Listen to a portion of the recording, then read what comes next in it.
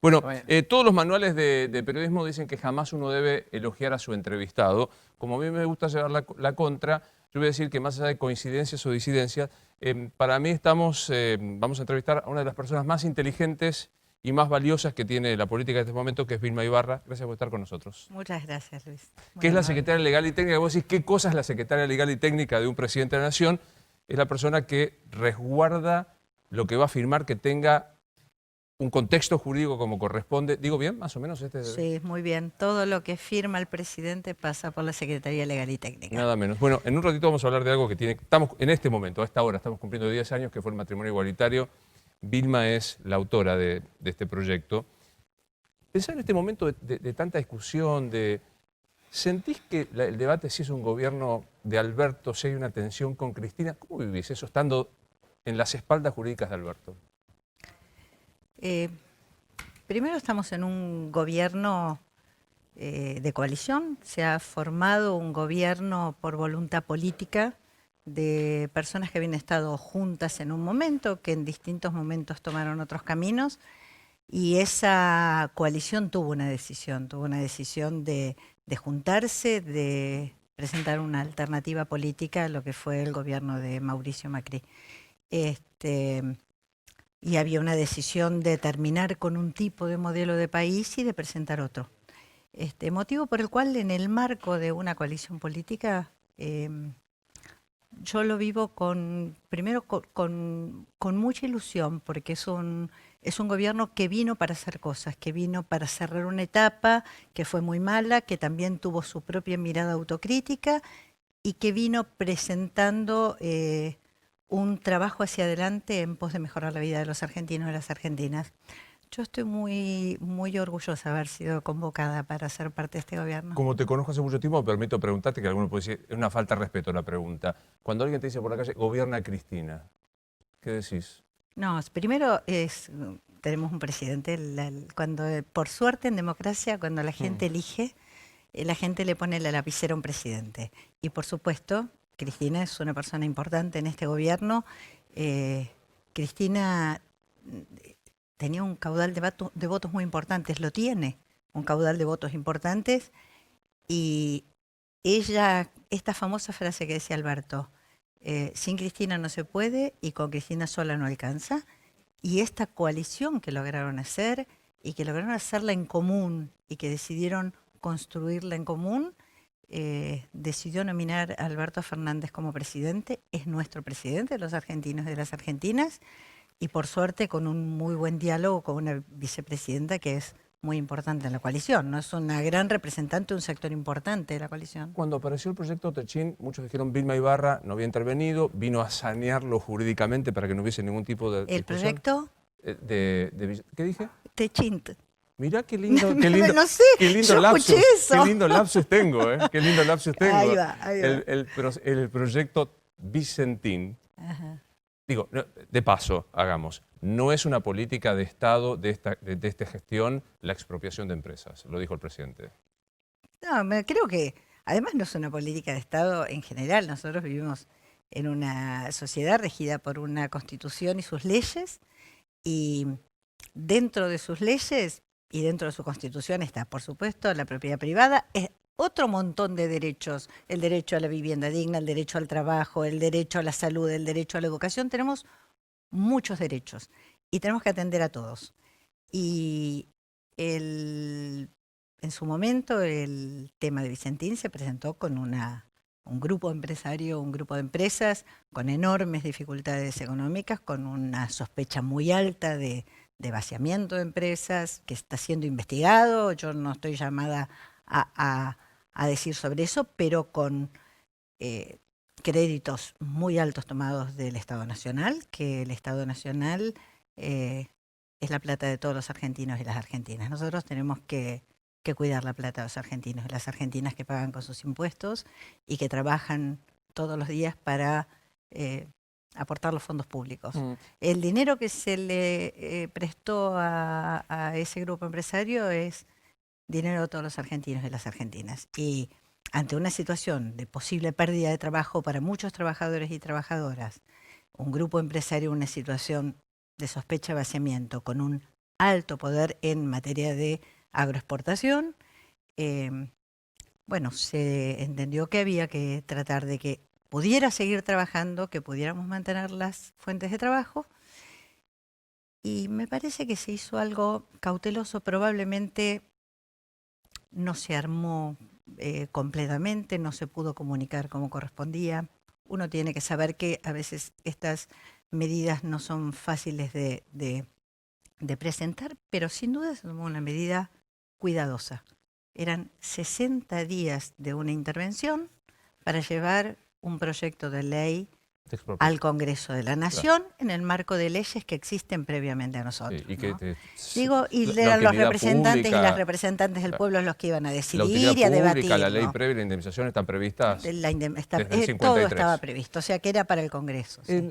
Como una mujer que vela por la cuestión jurídica, ¿qué te pasa cuando alguien dice el gobierno exageró con la cuarentena y cercenó derechos y libertades inalienables?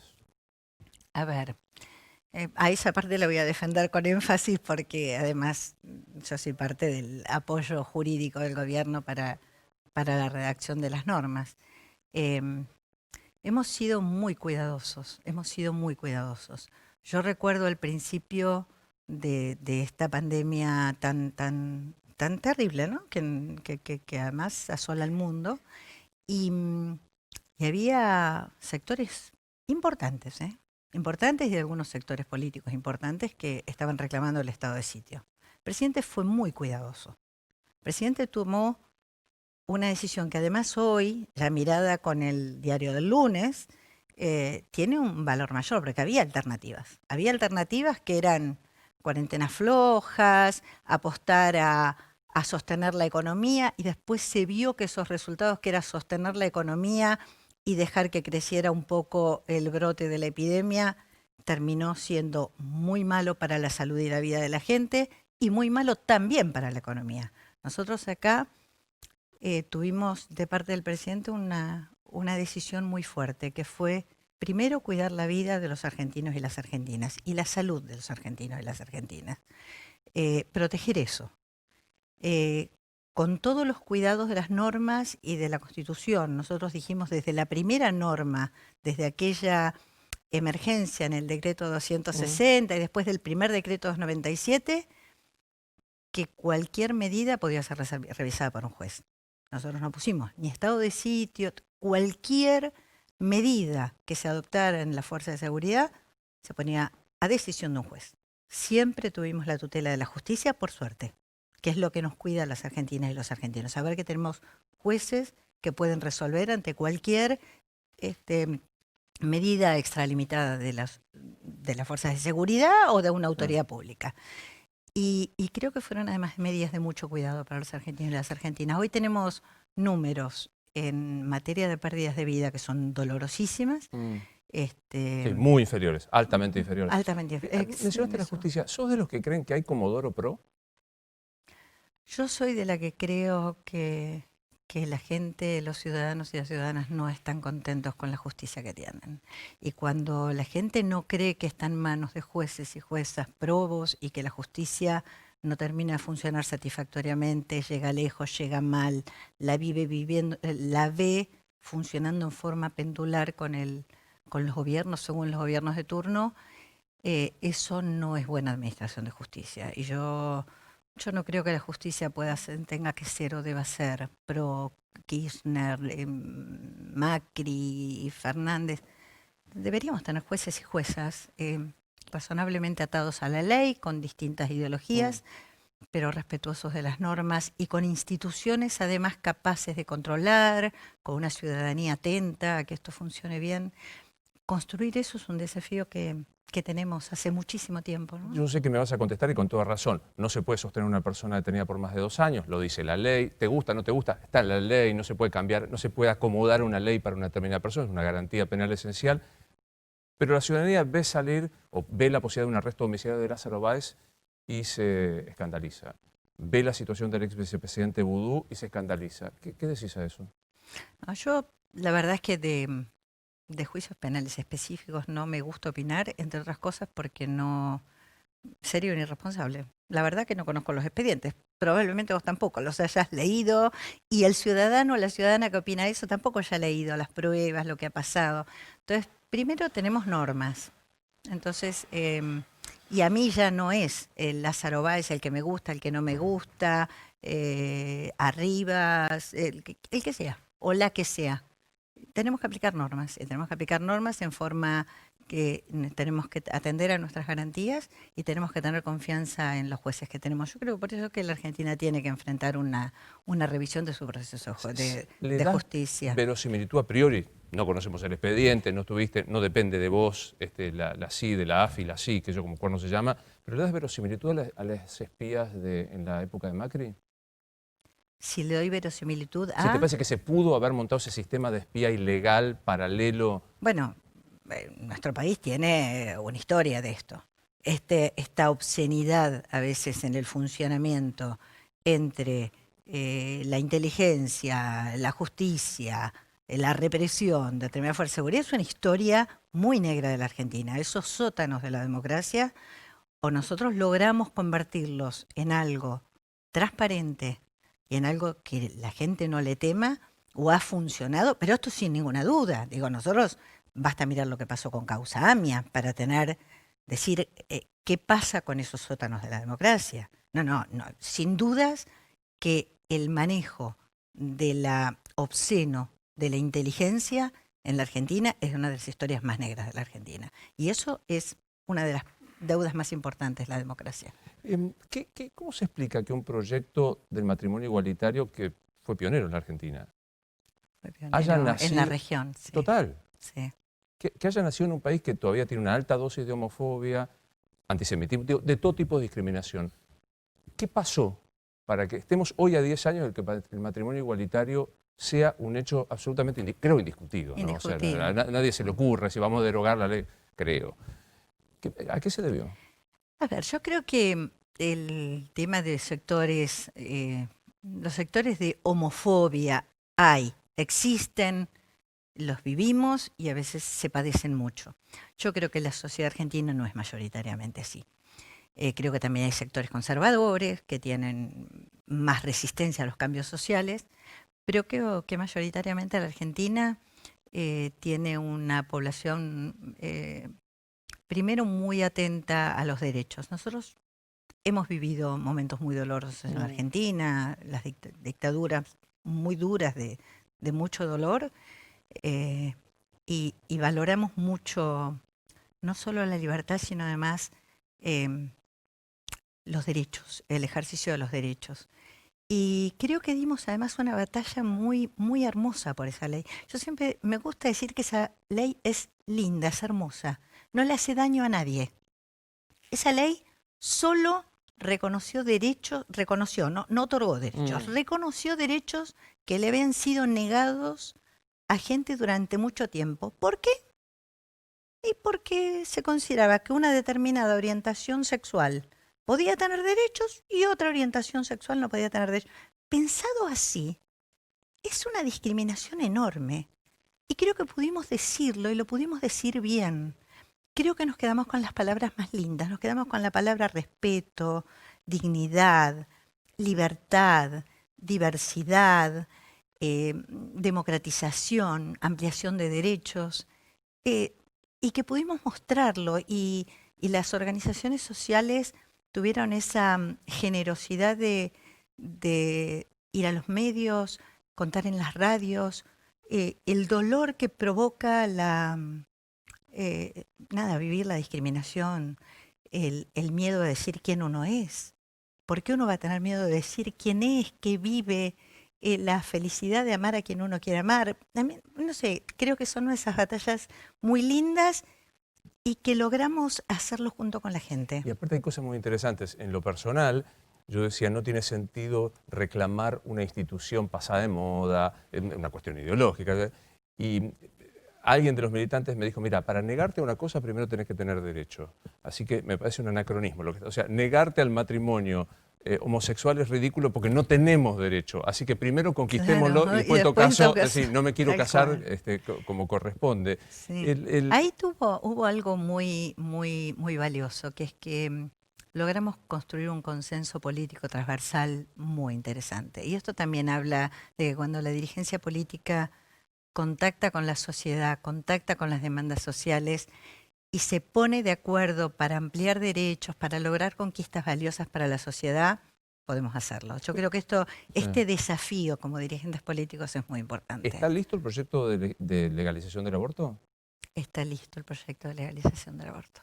¿Se parece mucho, poco al que se debatió y que tuvo media sanción en diputados? Primero yo lo que diría es que en tema de aborto está todo bastante inventado, está todo bastante debatido. Nosotros en ese sentido, lo ha expresado el presidente mucho mejor que yo, queremos evitar muertes de mujeres evitables.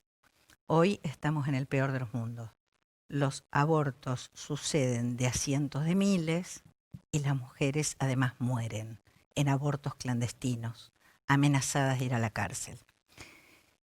Y nosotros lo que queremos cambiar es este estado de cosas. Nosotros queremos que sucedan la menor cantidad de abortos, por eso creemos mucho en la ESI, creemos mucho en la educación sexual integral y además queremos evitar las muertes evitables de mujeres, Claro, que hoy por la clandestinidad se mueren por una ley que las amenaza de ir a la cárcel. Dame un instante porque quiero hablar de otros temas más. Después quiero preguntar, no es proyecto del Ejecutivo, pero es un proyecto del bloque oficialista, el impuesto, el tributo para las grandes riquezas, y quiero preguntarte tu opinión jurídica. ¿Jurídicamente no es reprochable que se quiera aplicar un nuevo impuesto a la riqueza cuando se pagan bienes personales y ganancias?